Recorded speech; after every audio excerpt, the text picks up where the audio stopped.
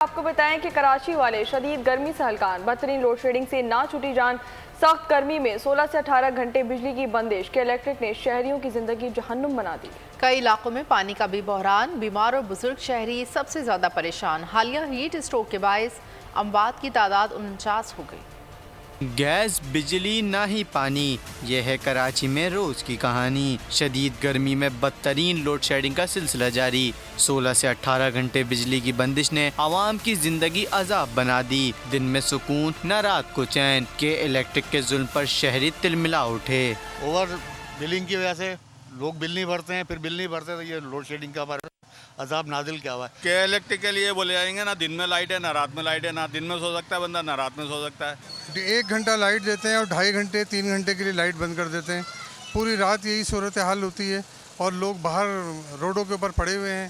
بچوں کا تھوڑا بہت احساس کریں، بل پے ہوئے سب کے ہم دکھا سکتے ہیں۔ شہریوں کا کہنا ہے کہ بھاری بھرکم بلوں کی ادائیگی کے باوجود بدترین لوڈ شیڈنگ کا عذاب مسلط ہے۔ کراچی والوں کی کے الیکٹرک سے جان چھڑانے کا مطالبہ کر دیا۔